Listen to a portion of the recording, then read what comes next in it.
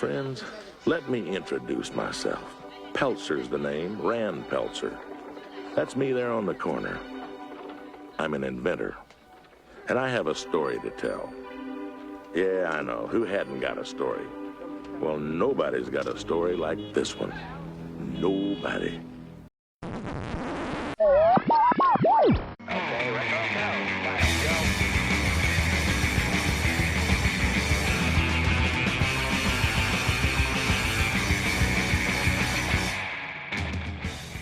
Hello and welcome. Welcome and hello. This is Wait, You Haven't Seen?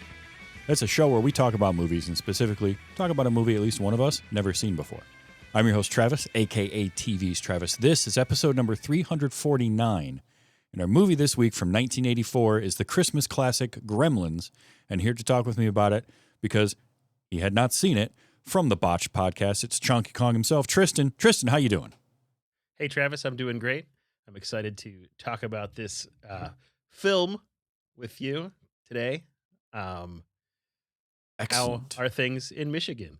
Cold. It is very cold here as we begin the Christmas season. So we got talking, and you had mentioned you hadn't seen Gremlins, and I thought, well, that's a great one to see. And then I thought, as I was doing some scheduling, I'm like, it's a perfect December movie because it is a Christmas movie. And I don't know if you knew that going into it or not. I did not know that going into it. So I have to confess, I technically watched this movie last year, but I was like blacking out drunk. Okay, so you were, because my friend had come over for Drinksgiving, and we were going to go out hunting. And I was just annoyingly yelling that the main character looked like Luigi Mangione the whole time. Right. So I think I fell asleep before any gremlining happened. Yeah, you were there, but not present for the movie. So no memories. Perfect. Formed in here. So how is it that, what kind of history did you have? Did you had to have heard of the movie Gremlins, but you hadn't seen it. So kind of just how did that all happen? Yeah, I definitely had heard of it. When I was growing up, we didn't really consume media. I wasn't like allowed to watch TV. Okay. For a really long time, and I don't think we went out to the movies really much ever. Like until I was a teenager, going out with my friends. Sure. I think I started watching TV when I was like 12 or 13 on the regular. So like prime Simpsons time. Like that was my first, aside from like the News Hour with Jim Lehrer and like the Chronicles of Narnia VHS tapes and shit like that. Okay. So there was some book reading, and I remember being very bored as a child. So this is like completely, and I was born in 1984. So like this would have been old news by the time that I had memories forming. Sure. So, this comes out in 1984. This actually opened the same weekend as Ghostbusters. And it was the number 2 movie in America that opening weekend to Ghostbusters. And the funny thing, good. Yeah. Well, what's funny about it is everywhere except New York City, Ghostbusters did better. But for New York, this movie actually did better because the story goes that everybody in New York was pissed off because they had shut down streets and things to film Ghostbusters. And because of Huey Lewis, I imagine. Probably that as well. So, but yeah, this was a big time thing. It was a roughly $11 million budget, and I kind of we'll get into some of that when we get there. Is there like a inflation calculator for what that means? There is, but that's not a Seems huge pretty low, budget. I was going to say it seems like a low budget film. Yeah, and it made around 150 to 170 million That's huge. in its run. It was I think the 4th highest grossing film of 1984. So that's nuts. Enough to get a sequel a couple years later. And I heard Ghostbusters came out that year too. So like, yeah, it was 84 was a good year for movies. And this one was one of the bigger hits.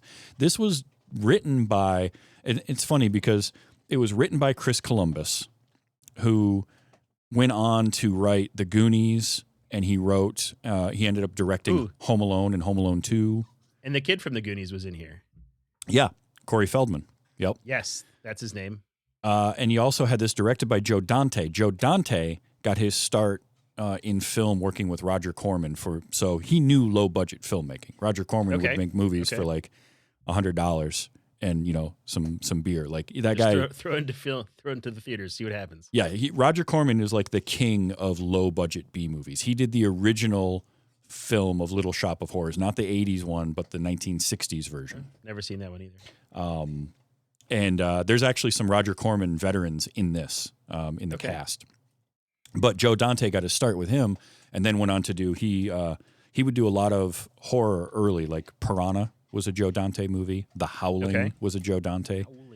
And that was a werewolf movie, and he went on to do things like Inner Space is a fun one that he did. If you ever get a chance to see that, I feel I may have seen that once upon a time. Yeah, that one's a lot of fun. It's a weird kind of movie, but he also did things like Small Soldiers in the late '90s was a movie he did. I've seen that preview. The Burbs was him with Tom Hanks. Mm-mm. Oh, you gotta definitely check that one out. That is a really fun, weird movie set in the suburbs. But they're like this guy moves into a house in the suburbs, and then his neighbors are like in the occult, but nobody believes him, and weird stuff's happening, like that kind of thing. So that's Joe Dante. Joe Dante worked a lot with Spielberg early on too, and so when watching this, if you know Steven Spielberg stuff, you can kind of sense some of that floating around in there. And Spielberg was an executive producer on this. And this, I didn't see that in the credits when I watched it today. And this was under his production company, Amblin Entertainment. This was one of the early movies from that. And you can see it. Like, it's funny because this movie came out the same year as Indiana Jones and the Temple of Doom. And this movie has a small Asian child wearing a New York Yankees cap. Yeah, right. Just like that. Not the same guy. Not the same actor though. Totally different actor. But both of them are produced by Spielberg. One's directed by him. And if you notice the picture or the billboard that had Rockin' Ricky Radio. I remember Rockin' Ricky Radio being featured throughout it, but I don't remember the billboard. Early on, there's a quick shot of the billboard, and he's dressed like Indiana Jones on it. Okay. And it's like got the Indiana Jones font for Rockin' Ricky Radio.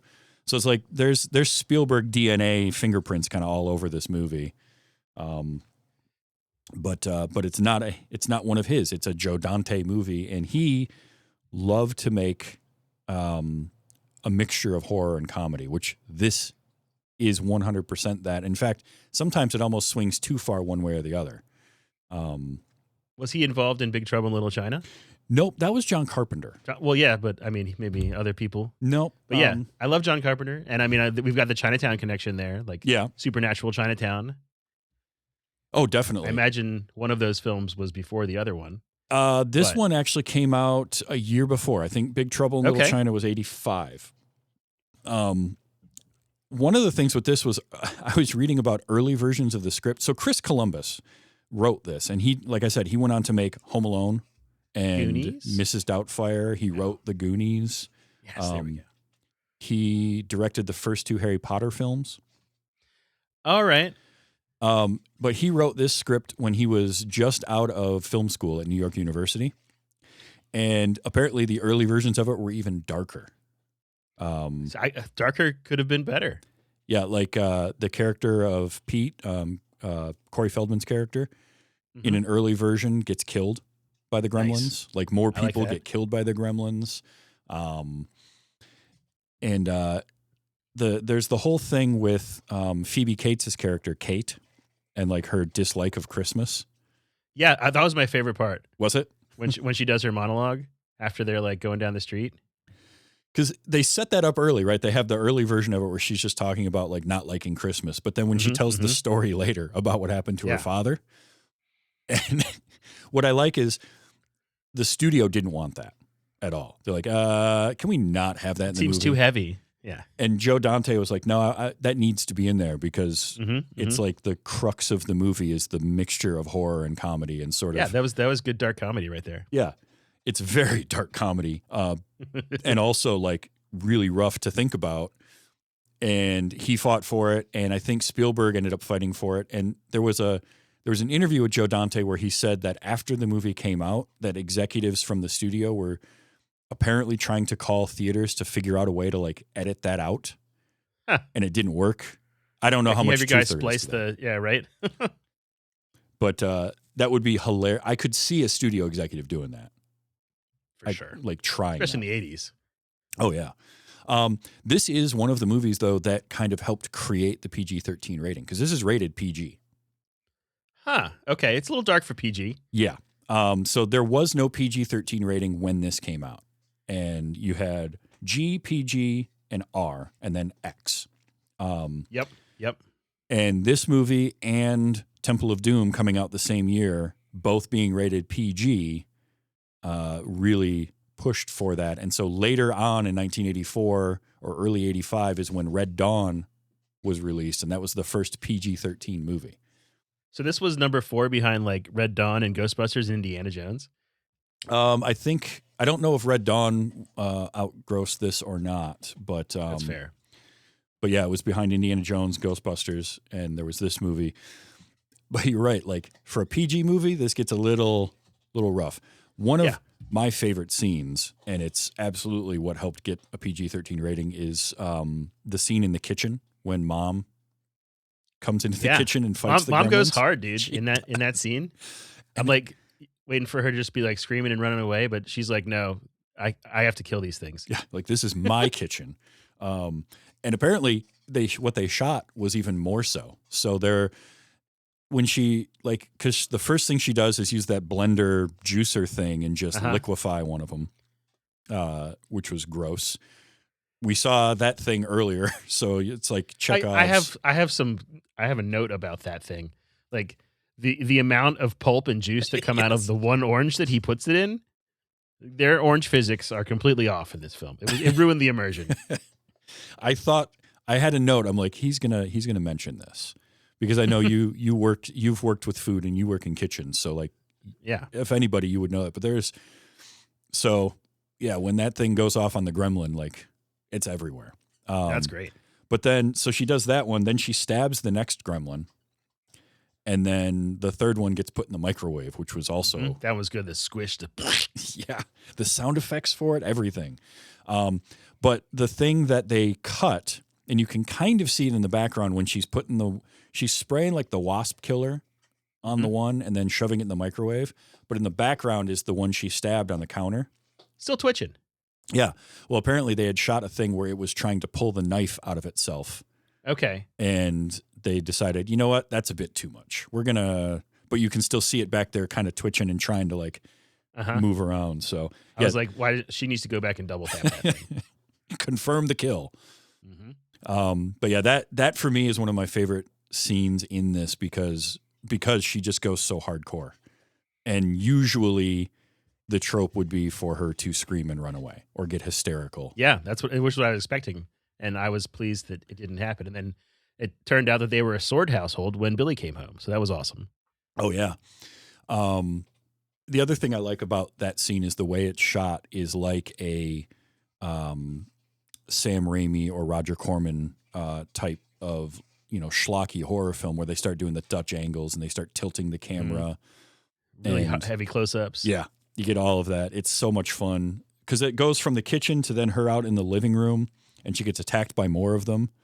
Via the Christmas tree. Yeah. That's one of my favorite shots is her backing up towards the tree and you just see the glowing red eyes over her shoulder. You're right. And the sword thing. So the sword thing was great because we know that sword exists because of the trope of like every time somebody comes in the house, it falls.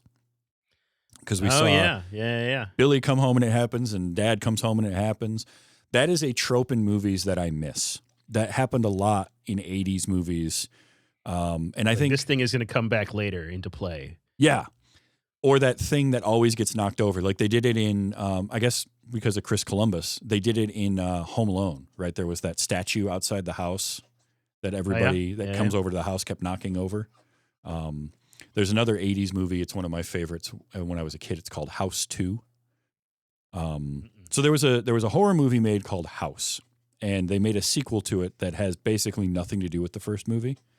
but in that there's this like pillar of rocks that everybody that drives up to the house knocks over, and then they try to like set it back up. And so that's just a trope I love in movies, is like that silly thing that happens over and over. And we got that here with the sword keeps falling down. That is fun. And they're just like, even when Dad comes home, Rand, he just sort of walks in the door and immediately picks up the sword and hangs it back on the wall. Like it's just what you do every time you come into this house. But that was great when then Billy takes it and decapitates one of the gremlins. Yeah, right into the fireplace. This movie did not hold back. Yeah, I can see why a bunch of parents might go like, "Oh my God," and clutch their pearls after that in Indiana Jones, Temple of Doom, with the heart, and be like, "We need the FCC to do something about this. My children are seeing decapitated gremlins and beating hearts." So, what did you think of the gremlins themselves in this? Like as far as the look of them, how they sounded, how they moved, all that kind of stuff. Did it work for you? I mean, it was very campy. Mm-hmm. I like the reptilian structure that they had going on. I think, I feel like a lot of the scenes after they get the gremlins out, where they're not like stalking people, could really be cut. All the stuff short to like the bar, in the bar and all that. Yeah, but I mean, they did a lot of referential things. Mm-hmm. So what do they do? Like a flash dance or something? Yeah. And I'm sure there were other cultural references that I didn't really go on. They did something with the blues on the radio. Mm-hmm. They had like a Humphrey Bogart type of thing going on with one moment. What I like about those is, again, Joe Dante wants to balance the horror and the comedy. So there is the horror elements of it where they're stalking people, where they're doing all this crazy stuff. But then he wants to balance that out with the comedy to kind of bring some levity to it and make it fun, because this is a ridiculous keep it lighter for premise. the kids. Well, and then they pull out guns and start shooting each other and at the waitress. Yes. Right. It's towing that line, because I talk a lot about like, it's okay to be a little bit scary for kids. Stuff like Labyrinth or Dark Crystal. Oh, Labyrinth, Dark Crystal. Formative. Yes. Dark Crystal in my one of the things I was allowed to watch for some reason. That is interesting. But like, Jim Henson knew the that you could scare kids and it was okay. Joe Dante was kind of the one that was like, well, but how far can we push that? Like, how much can we get away with? Because it's definitely, this should be PG-13. I think, young kids, this is going to be a bit much, especially when they start like pulling out guns at people. Or there's also a lot of smoking in here, which is something you would not see today. A lot of smoking, a lot of drinking. I mean, there's like crescendos of like these violent acts, but then the rest of it's like slapstick. Yeah. So they keep it pretty light with the in between. Yeah, and the slapstick is a lot of fun. You could tell they really went for it with all these gremlin puppets and just tried to see what silly stuff can we do. Also, this feels like a movie that of its time where they could do things like have them at the theater watching Snow White and the Seven Dwarfs, and you have a gremlin with like Mickey ears on. That today, I don't know what movie they'd be watching, because this isn't a Disney movie. It's a Warner Brothers movie. Yeah. I mean, there was a lot of stuff on in the background that I didn't really key into that I'm sure is relevant. Like they had the TVs on all the time and there was like something different. Oh, yeah. Well, for one, they used clips from It's a Wonderful Life at one point, which that's an easy one because that went into public domain. So like playing that's no problem. And the town that they're in, Kingston Falls, this fictional town that they live in, is sort of to be like an idea of where It's a Wonderful Life took place, that kind of small town, that sort of idyllic small town. Is it? I mean, I got the idea that it was kind of near New York City. Yeah. In fact, I think fan theories are it's like New York State, and I think Chris Columbus has said it might have been set in Pennsylvania, but it's right outside New York. Yeah, I was going to say if it's a Wonderful Life, it's got to be PA, right? Mm-hmm. Yeah. So I think that was probably where it was meant to be. But there was that one. There was also in the scene where he feeds the gremlins, and it's technically after midnight, and he didn't know they shoot that. through the wire. Yeah. Yeah. The movie that he falls asleep watching is Invasion of the Body Snatchers. Yes, I that is like the one that I caught in because I love that film. Oh, I love that so much. And then there's also, I I can't remember the name of the movie now, but the racing one that Gizmo is watching with Clark Gable. Okay, yeah, where he's enjoying the car racing. Yep. Which is another one of those fun moments that like gets called back later when he's in the toy store. I think another like callback or like referential thing that they did that I noticed was that they really played into the Wizard of Oz with the Wicked Witch and the dog. Yep. Oh, thing going on. Okay, Mrs. Deagle. So if ever there's a character to hate in a movie, she is the pre-Ghosts Visit Ebenezer Scrooge. For sure. It's awful. And she wants to torture his dog. Yeah. I mean, his dog's not even cute, but like she's I'm glad that things happen to her. Right. Yeah. Oh no, there is like never have I rooted for a character to be killed off more than her, because she's terrible from the moment you see her. Like when she's walking down the street and just random guy goes to say good morning, she's like, "What's good about it?" Mm-hmm. Like, oh, okay. And she is going to evict the family. Yeah, with the two sick children. Yeah, who they're both clearly working. She's talking about her paychecks, and she's like, "You're lay around, do nothing bums or something." I forget what she said, but yeah. I appreciate when a movie just goes for it and make a character just a cartoon. She's just a cartoon villain, cartoonishly evil. Yeah. And then the movie sort of forgets about her for a while, but then we get the payoff for that, because that is one of my favorite gags. Is she's got the assist chair coming down her spiral staircase. I was like, is this the same lady? Because she's walking around town. She's carrying like this ceramic snowman head. Yeah. So she's like clearly able, right? Yeah. But she's not going to go upstairs. No, not in her own home. And I love too that all of her cats are named after forms of currency. Oh, I missed that. She talks to the one, she calls the one cat Dollar Bill, but she also she had cats with names, and I can't remember what they were now, but they were all like named after different currency from around the world. Which because she said she was in the bank or in the same business of making money. Yeah, early on. Yep. And I kind of was like, are the cats kind of like Gremlins too? Because they were like really shitty cats. They were, and I wonder how much of that was just they weren't really trained cats. Okay. Now, the dog. Just throw some cats in there. Oh, yeah, that dog was great. The dog, apparently, according to Joe Dante, the dog was one of the best actors in the movie. Nice. And the dog's name was Mushroom, which is a great name for a dog. It's a good name for a dog. And Mushroom honestly believed that Gizmo was a real animal. So, like, he would, and Dante said that whenever he was at a loss for what to do in a scene, if the dog was in it, he could just cut away to the dog, because the dog always had like great expressions. Mm-hmm. He's keyed in on what's going on. Was Gizmo a puppet, or was that an animatronic, or was it a mix of both? They had a mix of both. So they had puppets and animatronics for everything. And okay, so initially Joe Dante wanted to do it all stop motion. Okay. And there's one stop motion shot, and that's when all the gremlins are coming after the pool, and they're all walking into the town. Mm-hmm. That was the only real stop motion shot they used. So he originally wanted to do that. That was going to be too time consuming. And with the amount of gremlins on screen, I get it. That would have taken forever. Of the 100 that are on there, you all are on left leg, you're all on right leg. Yeah. No thanks. So they scrapped that idea, and then they were going to try, this is the craziest thing. They were going to try using monkeys wearing masks as the gremlins. Okay. And the story goes that they did one test with that in an office. They put the mask on the monkey. The monkey immediately started to freak out. Yeah. Tear the place apart, start pooping and throwing its poop everywhere.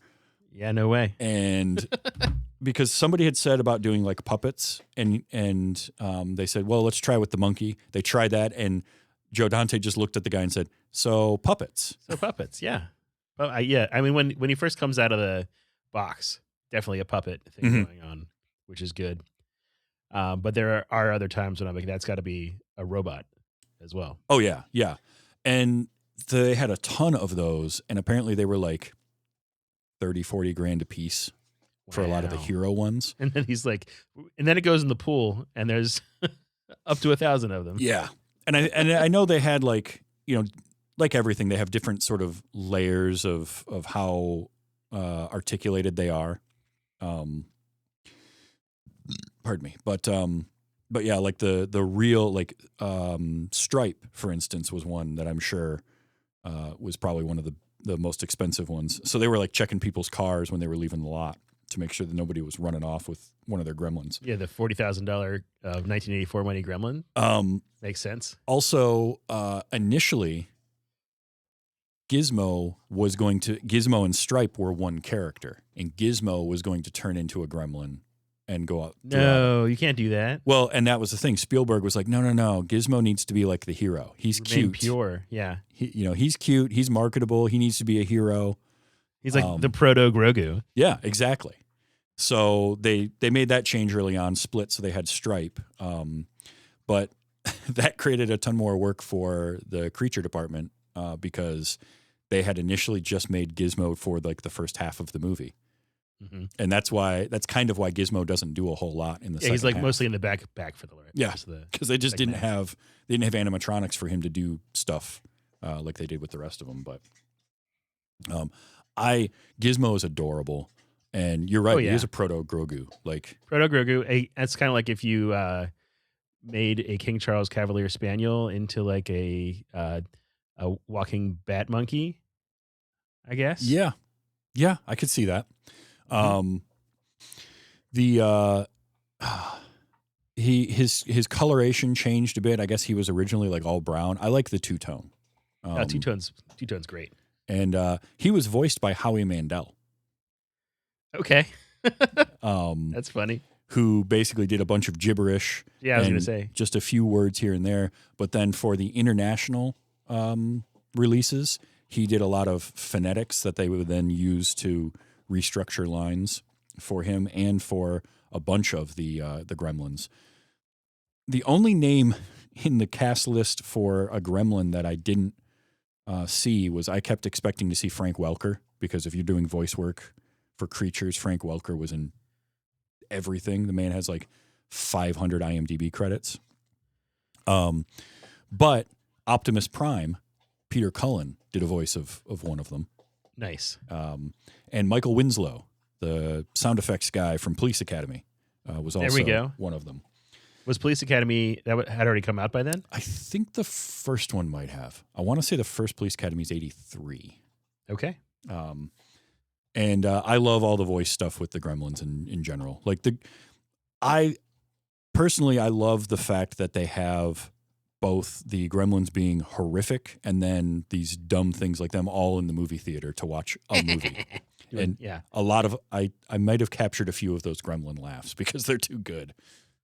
And the second movie, Gremlins 2, actually goes even more into that side of things. Who was doing the yum yum?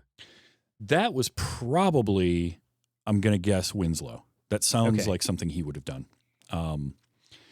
So now the cast-wise, you mentioned how when you were watching it before that the main character you said just looked like Luigi Mangione. Yeah. I was like, that's St. Luigi right there. That's Zach Galligan. And this was his first feature film. He had done a couple of TV movies, I think, or TV things before this. But this was his first movie. I actually don't think he's that bad for a really new actor. I don't recognize him from anything else. But he did a good job. I did not dislike his role as Billy. No, he didn't. My bar was real high. He didn't do a whole lot of he didn't have like a huge career after this, but he kept acting and has kind of like Phoebe Cates. Now Phoebe Cates had been in Fast Times at Ridgemont High already with the other guy who was in this movie, right? Judge Reinhold. Yep. Yes, and he was also in like Beverly Hills Cop. Yeah, where I recognized him from. Same year as this. I think that might be the other one. I think Indiana Jones, Ghostbusters, and Beverly Hills Cop were, I think, the top 3 movies of '84. Okay. And the Judge Reinhold character, he originally had like more in the movie. He was sort of everything with Billy and Kate also involved him early on. Yeah, because they're like this weird. They're both trying to go after Kate. Yeah. Kind of thing.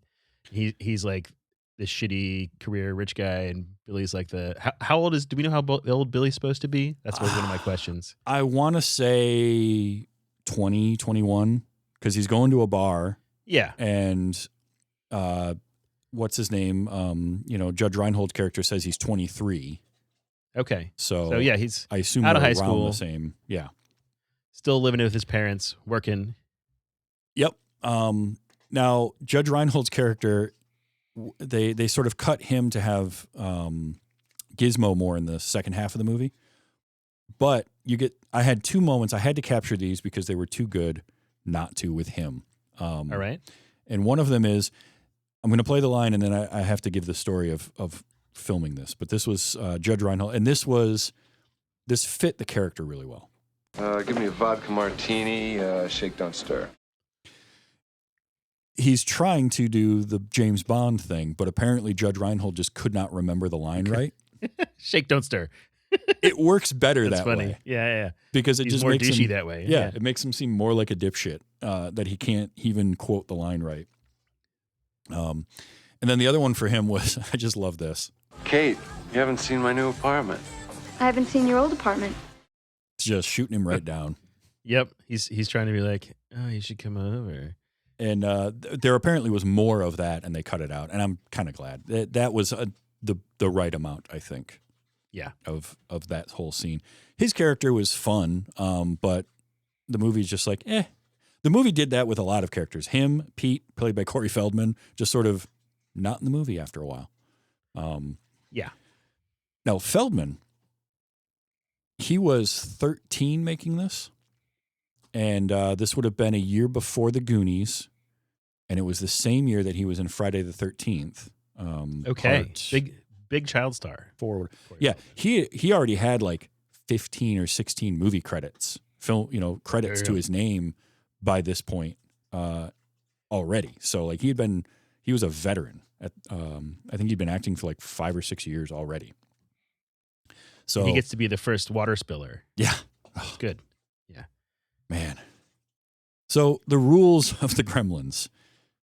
Did any of that take you out? Because I know there's been debate online over the years of like they're kind of the rules are dumb.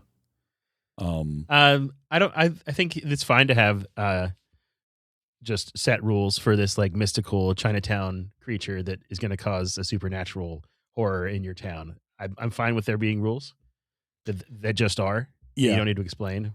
The best one is the don't feed them after midnight.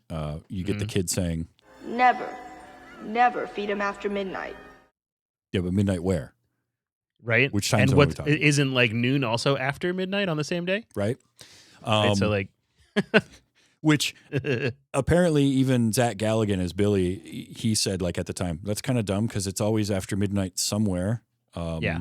And Joe Dante, they did address that and kind of poke fun at it in the sequel a little bit because they're sort of like, it's a silly thing you put in a movie. And then they kind of poked fun at themselves for it. And I think they also have it set up with Gizmo being a more reptilian gremlin later on when they're saying that specifically. Yeah. But he does refuse the chicken leg. Good boy. Yeah. No, when he's on the bed. He's like, yeah, the other ones though. Oof. And that effect of them growing was just like a balloon covered in fur. Nice. Like that looks really good. Thing, but it looked great. Yeah. And the little fur testicle eggs are popping off his back. Yeah. It's pretty great. That, and then when the scene later on when Stripe runs off and they're chasing him, and all you see is the sign for the YMCA, and you're just like, oh, this isn't here going we to go. go well. There's going to be a pool in there. Okay, I did have one problem with the rule thing. Does snow not count as water? Because they're like the whole count is covered in snow. That's a good and point. they're like running through it the whole time. Yeah, I didn't think about that. I've honestly never thought about that. I guess no. It must have to be liquid. Has to be liquid water. And melted snow doesn't count because eventually that right? snow's Because going like to melt. if they're warm a little bit, they're going to melt the snow. Anyway, Wow. we'll just ignore that part. Took me completely out. That's it. Movie's ruined. Done. But no, I love the fact that the movie sticks to it and just says, all right, here's a silly thing. Because the whole opening in Chinatown with the dad, who I love. But he's not even in the movie like the rest of the time. Like I'm like, what's This guy has like the opening scene that's really long. Mhm. And he's doing this sales pitch, and then he comes home, he hands off Gizmo, and then he's like gone for like the rest of the movie. He comes back after the action's over. Yeah. He's Yeah. at the Inventor Fair a couple times. He's conveniently written out so that I did like him taking the dog somewhere.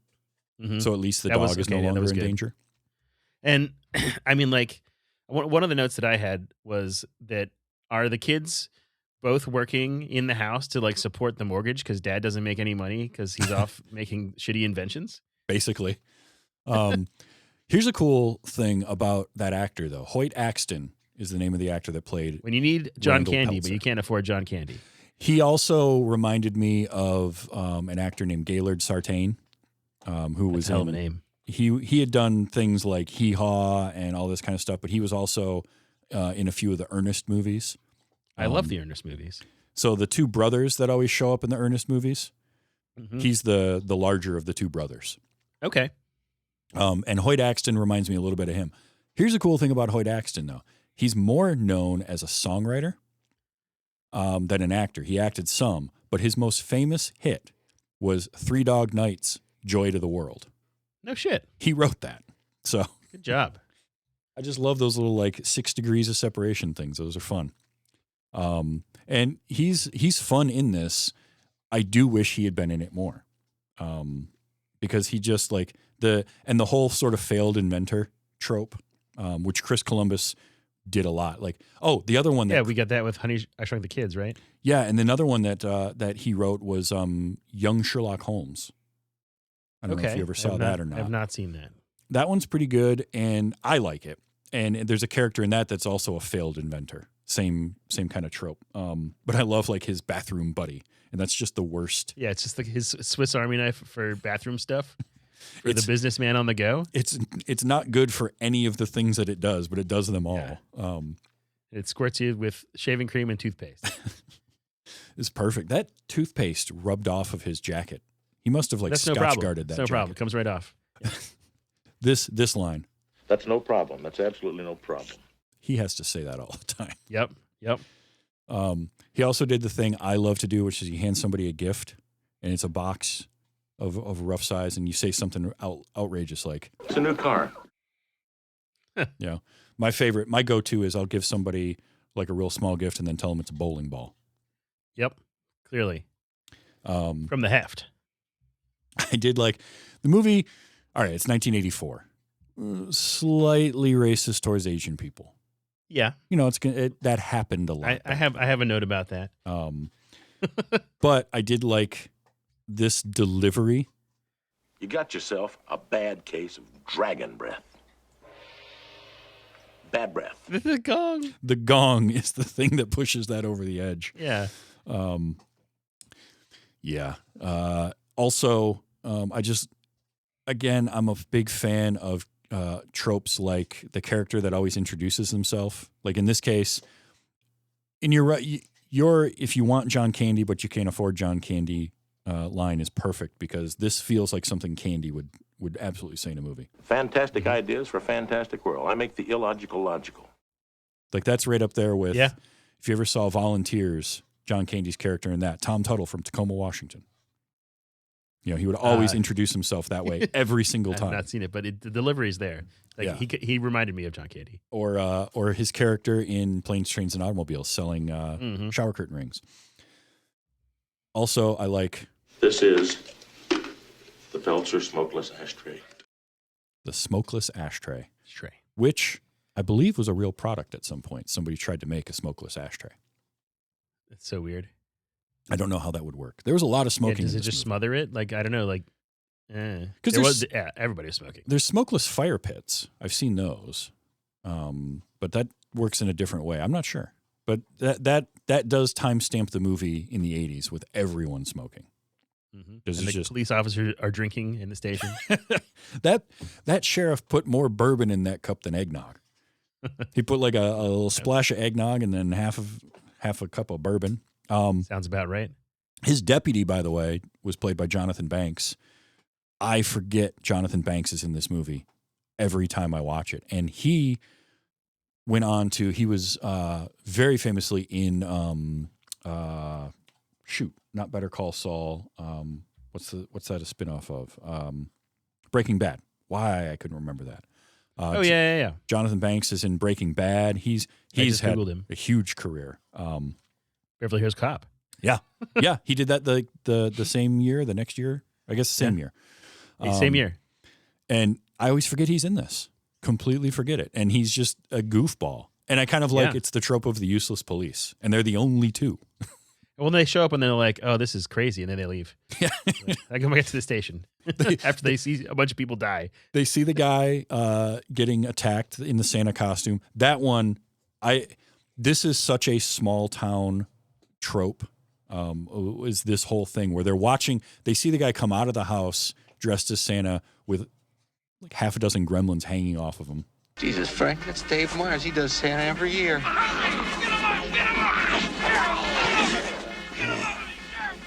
What the hell is he doing now? And they just sit there watching. Yeah, they watch him, and there's no sense of urgency except that they're like rolling the window up when he comes close. And then they drive away. Help. And we never see him again. Like that's it. They don't call anybody else. Nope. Don't call the National Guard or, state police or anybody. So you hadn't seen this movie, but I bet there's a very good chance you had seen the set of the town before. Groundhog Day? Close. Back to the Future. Okay. The set Is it the clock tower in there? It might be in there somewhere, but that set on the Universal backlot was the same set they used for Hill Valley the very next year. That's cool. And Joe Dante specifically wanted to shoot all of this on sound stages and backlots because he wanted that kind of campy B-movie feel to everything. He just felt like that was going to work better. And it did. It did. I think that was perfect because you had, the movie theater, like the whole small town downtown was perfect for this. There's a bar. There's a mall, like a department store. There's a movie theater. Mm-hmm. Yeah, the Montgomery Ward department store. Always a fan of seeing those old. Get your crossbow and your saw blades.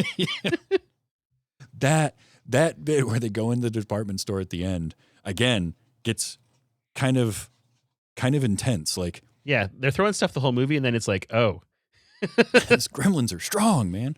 Yeah. When he attacks him with the chainsaw, and he's all he's can that do was is defend with a lot. the baseball bat. Like, how is it not going through it?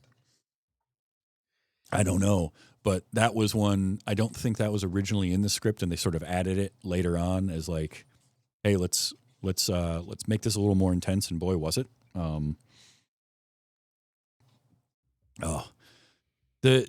But then again, like they do all of that, but then they have the comedy of like all of them in the theater.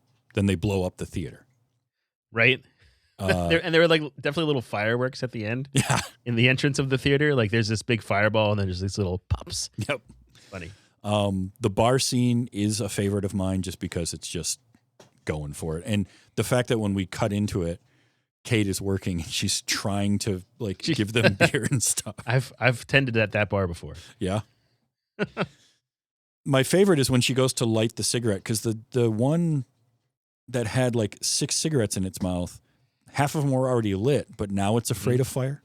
Right? How are they lighting the cigarettes? Yeah, because they're all smoking, but they won't use. I mean, maybe they're just lighting them off of each other. But yeah.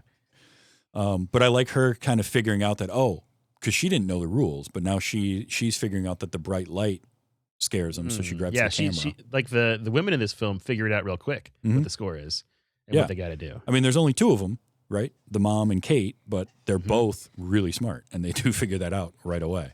And I also like that we had a scene to show what happened to the mother after everything that went on, where he takes her to the doctor. Okay. I must have been not looking at my phone at that point. There's just a quick scene where Billy, after they kill the last of the gremlins in the house, there's a quick scene where they show up at the like town doctor's door. Oh, I didn't realize he was the doctor. I was like, he just went to the neighbors. Oh, okay. I mean, kind of, yes. Like it was one of the neighbors, but I just like having that scene because now for her to not be in the movie the rest of the way, I don't have to worry. I don't have to think about it. We've dropped her off. She's somewhere else. It's like taking the dog to, whomever while Dad's at his convention, which by the way, there was some great Easter eggs in that convention. the inventors thing. When he's standing, so the first time we see him, he's in that phone booth. Yeah. If you notice in the background, off his one shoulder is the time machine from H.G. Wells' The Time Machine movie from the 60s. I did not notice that was But that. what's cool about it is you see that thing back there and like it's spinning, like its lights are going and there's somebody sitting in it. And then they cut away from it and show the mom again. When they come back to him, the machine is gone. They've and gone there's in people inspecting, like confused Where because was there's it? nothing there because it went back in There's- time. And then another time there was like a robot behind him telling him about stuff. Yeah, that was Rob the Robot from I think it's Forbidden Planet Lost in Space. and Lost in Space. Yeah, And I just made that up. I haven't actually seen it. but no, it was Rob the Robot from Forbidden Planet. Okay. But I love that. That's another fun one. But the time machine one is the one that always gets me because it's there and then it's gone. And it's absolutely if you're not, that is one that pays off on repeated viewings because after you've seen it a couple times, you start like looking around the frame at different stuff. But yeah, I love those kinds of things. And I just wish we had more with the dad because he just, like you said, he just sort of disappears. He's not important to the movie until he comes back at the end. And then when he comes back at the end, the it's already grandfather over, shows up. Yeah. The grandfather shows up to scold them while all this has been going on. He's like, yeah, you sold it to me. Right. Which, I sold it to you. Yeah. how much trouble do you think his grandson got in for? Right? For I selling mean, that. like, and he's like, oh, I apologize, but like, he's caused the deaths of like scores of people in this town, right? Yeah. He's just like, oh, I'm sorry. So in the original script and in the novelization, they did a novelization of this and I think a comic book, if I remember right. But in those, like a lot of the people died. Judge I Reinhold's bet character. a comic book would be really cool.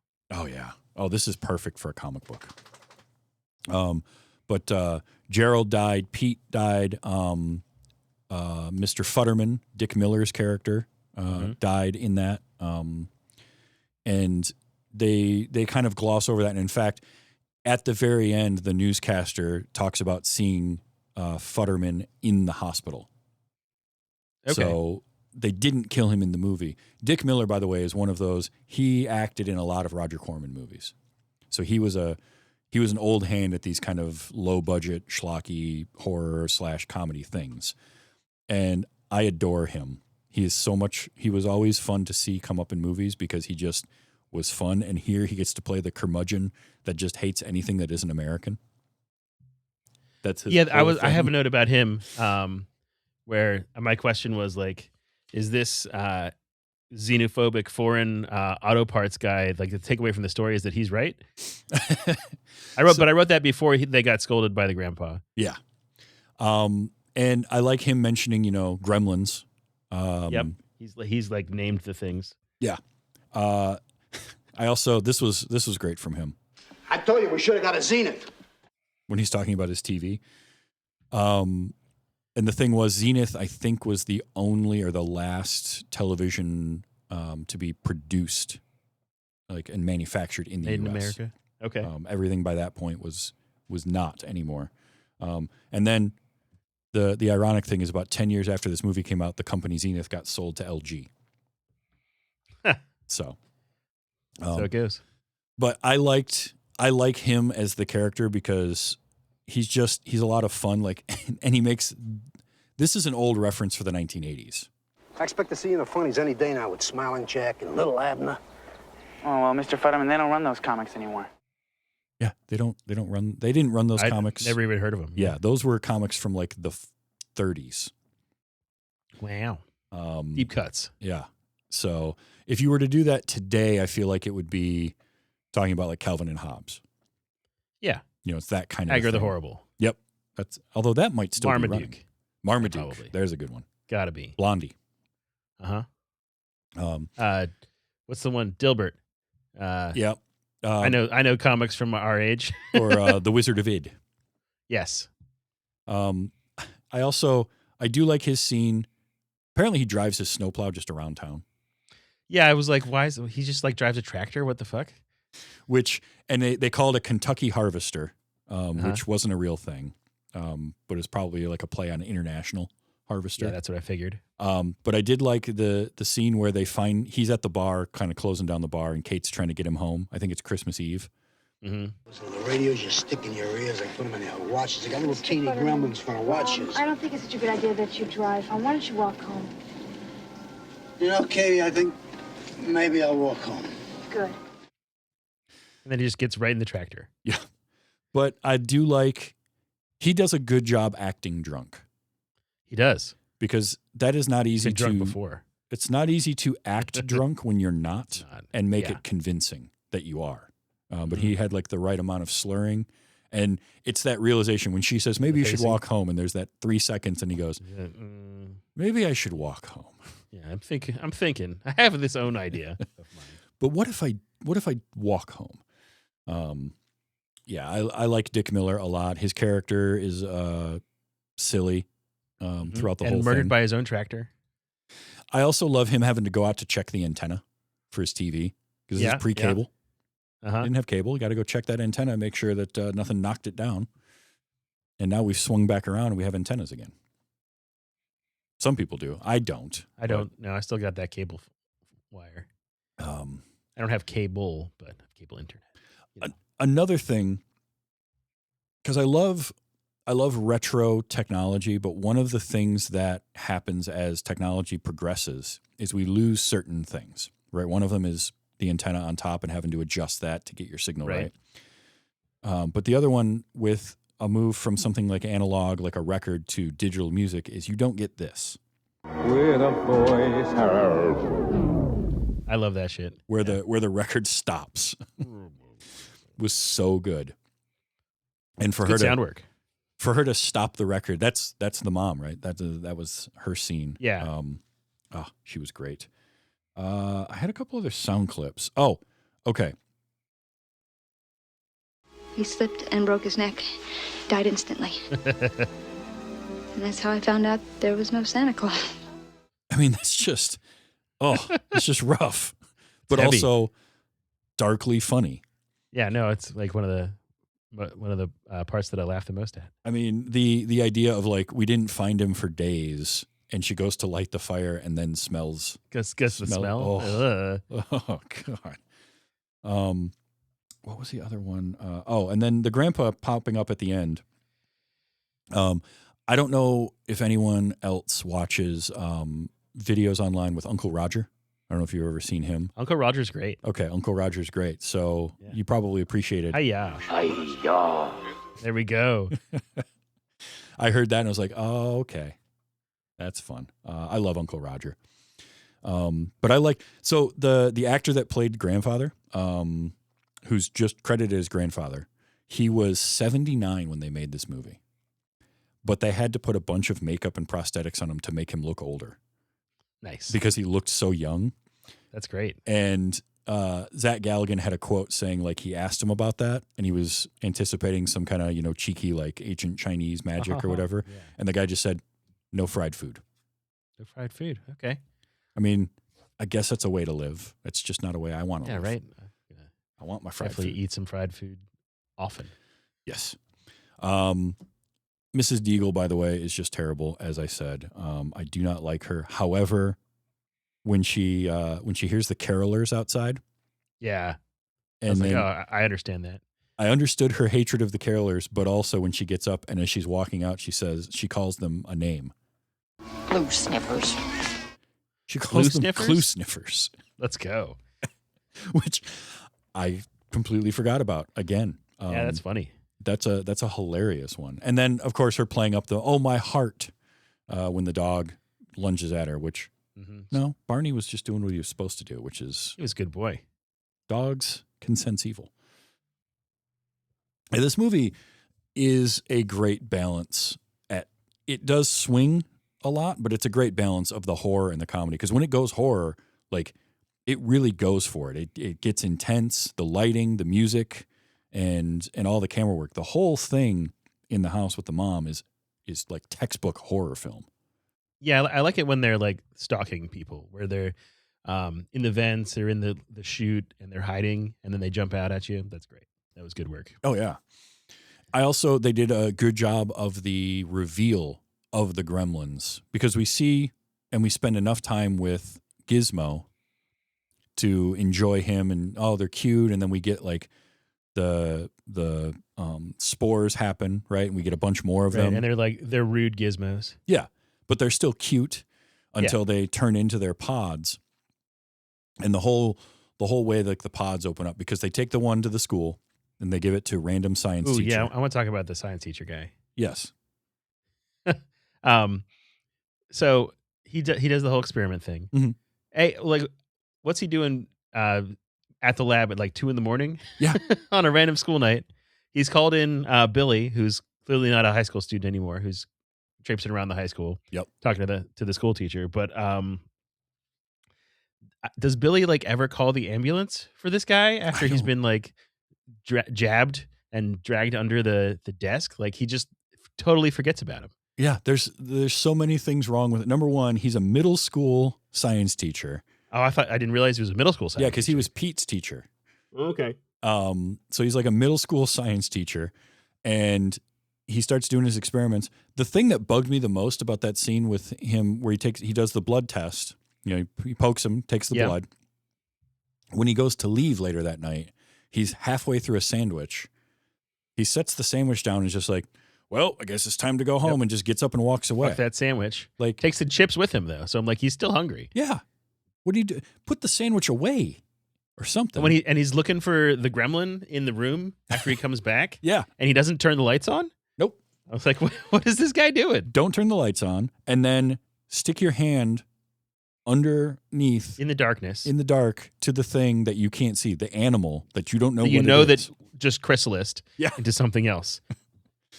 That was another one they changed. It originally, when Billy finds him, he's got a bunch of needles sticking out of his face. Okay, Was how they were going to do it. And That's instead, yeah, he's dead. Is he the first death? You go with that trope too? Yeah, I think he is actually. Okay, I didn't think about that, but yeah, and just the one needle in the butt. But I like how that scene plays out, because we still don't see the gremlin right away. And you get the sort of Jaws version of like, we hear it and then we see it scurried off here. And we get the one jump scare where it comes out of the cabinet because somehow it got into that room. Right. through the vents. Yeah. They go into the cabinet. It's movie magic. But we get the one, and then he takes off. So it's still, we've seen it, but only a flash of it. Yeah. I'm a big fan of like movies that don't show you the thing. It makes it more scary. 100%. Initially one of my big issues with Jeepers Creepers was that they fell in love with their monster suit and they overshowed it. Yeah. Since then, there's been other reasons why I don't like that movie anymore, but those are behind the scenes and a little different. That guy went to jail. I did not know that. Yeah, but yeah, I'm a big fan of the less is more. Let me kind of let my imagination fill it in. Yeah.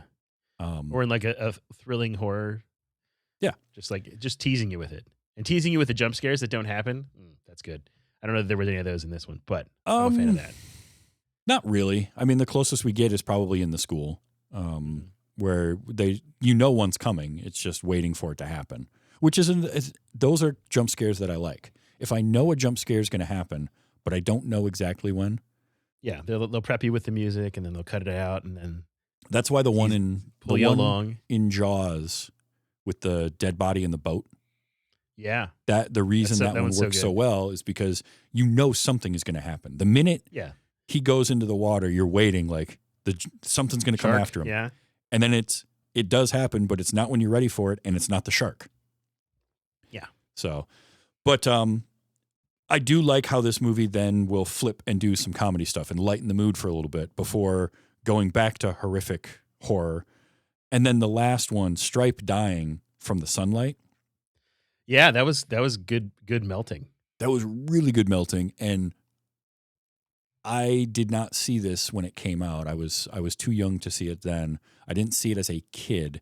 I'm pretty sure that would have scarred me for a little while had I seen that at like for sure a young age. So again, I get why they ended up making a PG-13 rating after this, because if you're 9-10 years old and you see this, that moment's gonna stick with you. What was the first Indiana Jones rated? PG. Yeah, with the melting also. Mhm.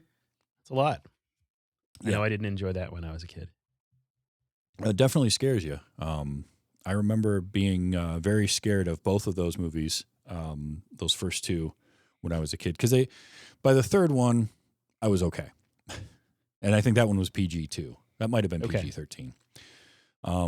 No, this one, this is a movie that now I like to watch every year around Christmas time. Because it is a That's fun. Christmas movie, even though I think it was released in June of 1984. And the funny part about that was it was made for $11 million. We talked about that's not a ton as film budgets go.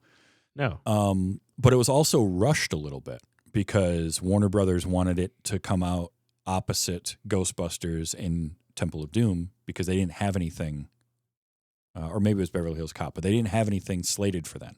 So even 30-something years ago, 40 years ago, a lot of film stuff was predicated on when can we release this, right? The business side of it. So that hasn't changed. But Well, now that Netflix is buying Warner Brothers, who knows? we just won't see movies in theaters anymore. Despite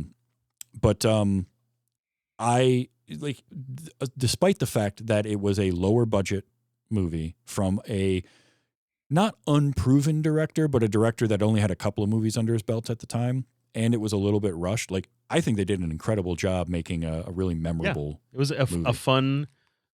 There's like a weird needle to thread between holiday horror and humor, and I think they did a really good job of that. Because I think the humor elements lighten the horror, but the horror elements also make the humor feel more of like a pressure release. Yeah, and well, also the Gremlins. I mean, it also is kind of horrific that they're so like slapsticky and laissez-faire about murdering people. Yeah, it makes it a little dark, make them a little darker, and they're killing each other too. Like they have no respect for life. No, none at all. That was the one that always cracks me up. Is like the Gremlins are playing cards and the one is cheating, and so he just pulls the gun out and shoots shoots him in the face. Yeah, done. And then of course, again, Howie Mandel. I love his last line. Because that's not modulated. That's Bye, just Billy. him. That's him saying that. Because Howie Mandel had a character in his stand-up act at the time that had that kind of a voice. And so he did this, and then he went on to do Bobby's World. Okay. And all that kind of stuff. So that was sort of a thing he was just good at. And I think it was Spielberg that wanted him for it, if I remember right. Just for that voice? They thought his voice would work. And so they brought him in for it. Okay. I'll have to do a voice like that on Botched. Yeah. I've been scraping the bottom of the barrel hill for character voices. So I've tried to do that kind of a voice and it hurts my throat. So I just don't do it. Something like that. Yeah. That's hard to understand though. Yeah. Oh, absolutely. But you just do a lot of gibberish and then say stuff like, so that's all you need to do. And I got a couple of the Gremlin laughs. I got to play a couple of these. They're just too good.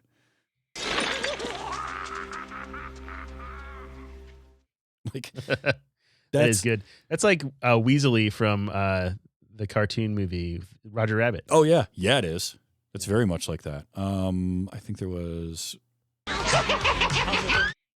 That's also very Weasley, and I think this is the other one I got.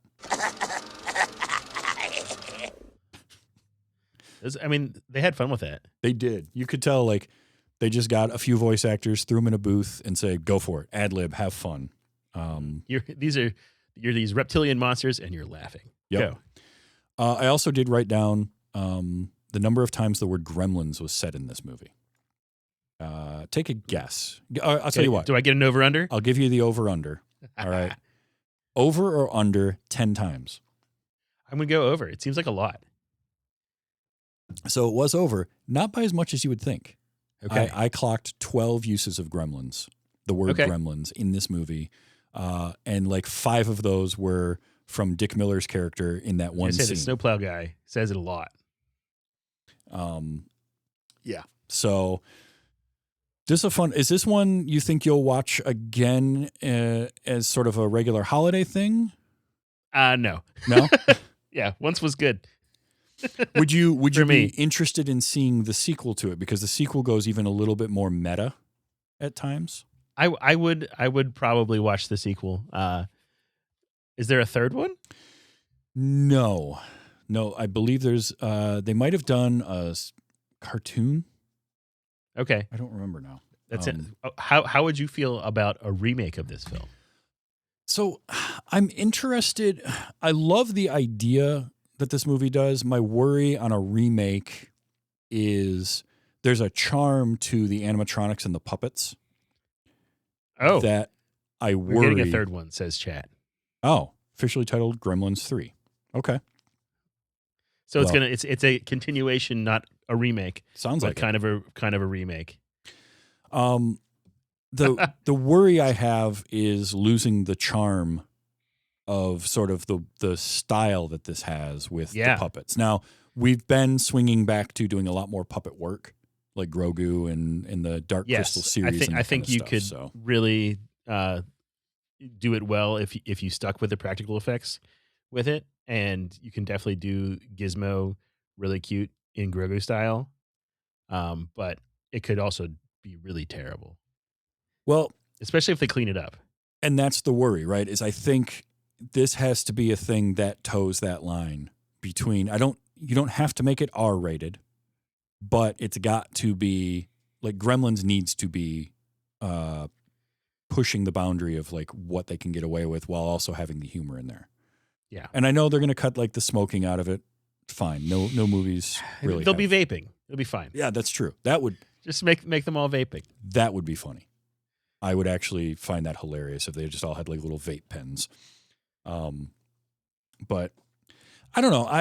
I like the world enough, and I love the creature design. So I do want to see what can be done as long as it's done from the right place and not just people want another Gremlins movie. Let's just make and do all the hits. I want them to do something. You could stick with the Made in America guy.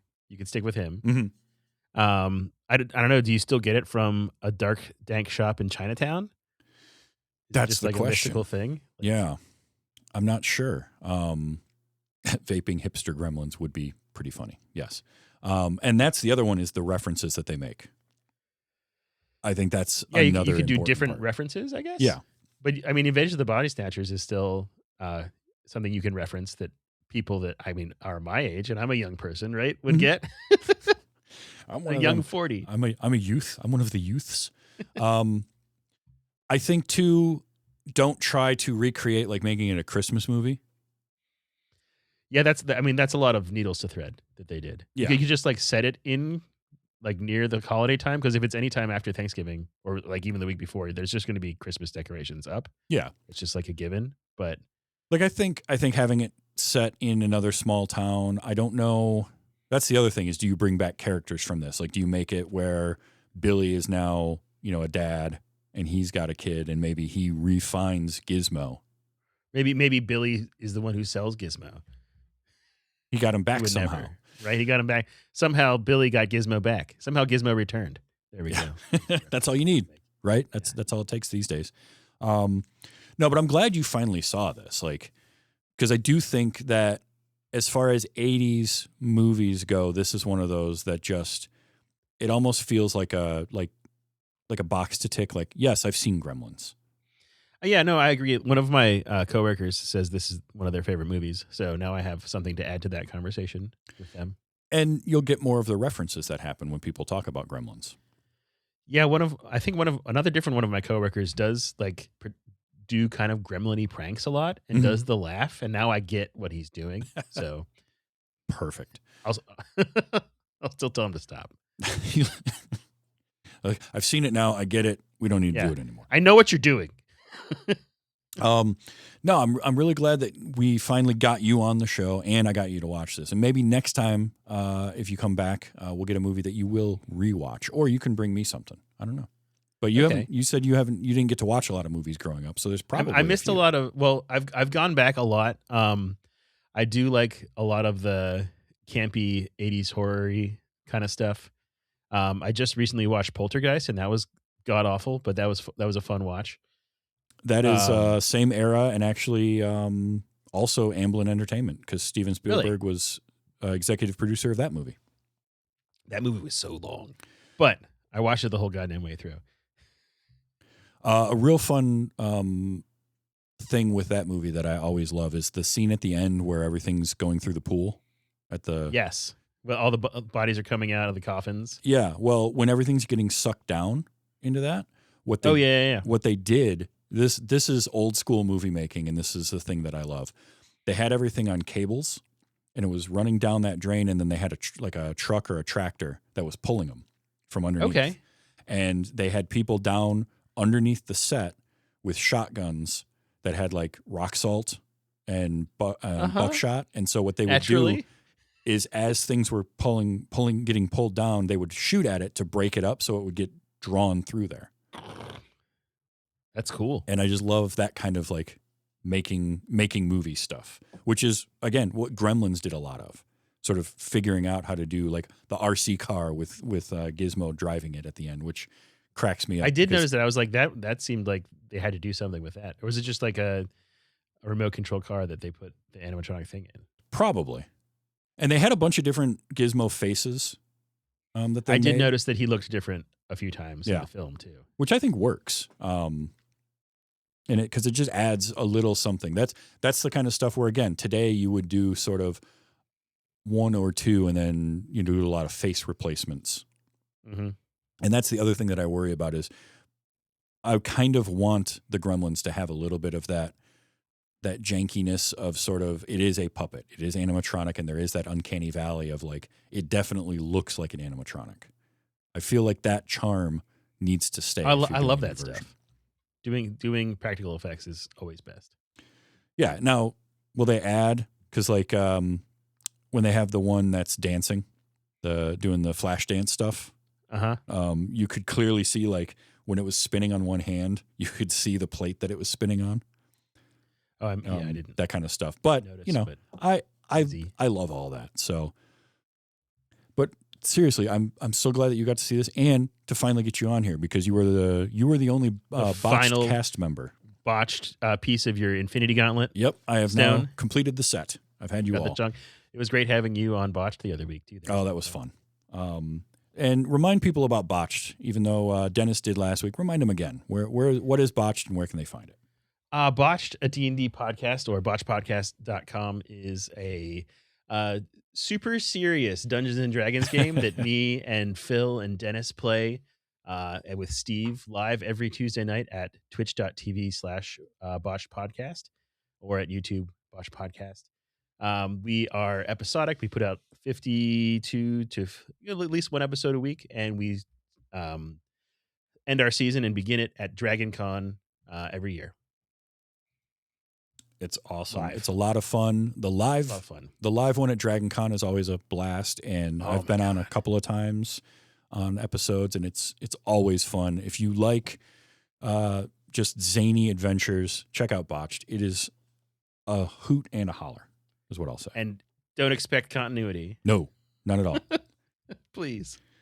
Not at all. Now, I do this show also weekly. And I live stream it right here, twitch.tv/tvstravis every Sunday night. And then the show comes out as a podcast on Wednesdays, anywhere you get your podcasts, including a video version on YouTube. If you want it a few days earlier, become a patron. You get the show a couple days earlier. You get my First Watch Diaries, which I believe I'm going to be doing. I'm vacillating between either starting Peacemaker Season 2 or Daredevil Born Again. Ooh, one of those two is going to happen. And it's clearly you put a lot of work into this show, Travis, like with all the clips and everything and lining that up. I try. It's a really good experience. It's a fun show for me to do, and I try to make it as fun for my guests as well. So I'm glad you had a good time. And I will be back next week. Who is coming on as we continue our December? I know I've got some fun stuff lined up. That's right. We're going back to the world of John Wick. With my friend Cyrenex is going to come on, and we're going to talk about Ballerina from the world of John Wick, Ballerina, which I saw in the theater. He hasn't seen yet, And he's in the chat tonight. That'll be a lot of fun. Him and I have done John Wick 2, 3, and 4 on this show. And I did one with somebody else. One clearly the best one. I like all of them. I think I do like one probably more. The first movie, there's just something about that first movie. Oh yeah. Before he became kind of a superhero. Although 4, the whole scene on the staircase in 4. I don't know that I've actually seen 4. I think I've only seen 1, 2, 3. So the 4th one has a great fight sequence on this long staircase. And it's, I was exhausted after watching it.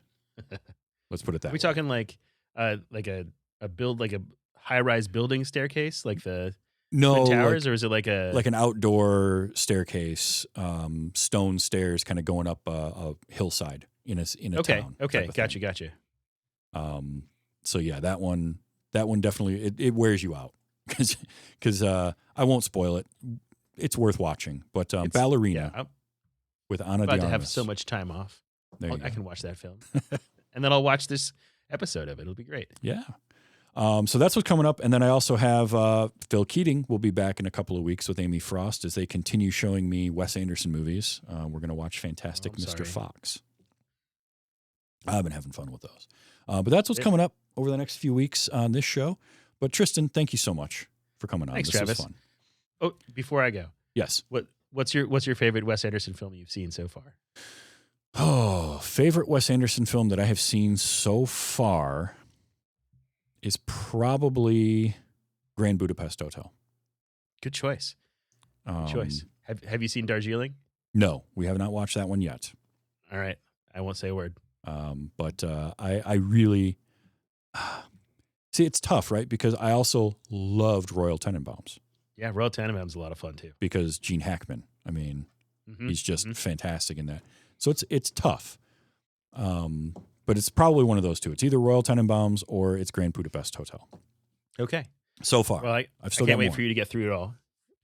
We're making it there. But Fantastic Mr. Fox is the next one. And I'm kind of excited for that because I remember that one coming out and just like all other Wes Anderson movies, I just missed it. So, but yeah, that's what's coming up. So until next time, until Ballerina with Cyrenix, I just want to say to everybody, enjoy your movies. It's the Christmas season. Don't get your mogwai wet. Be excellent to each other.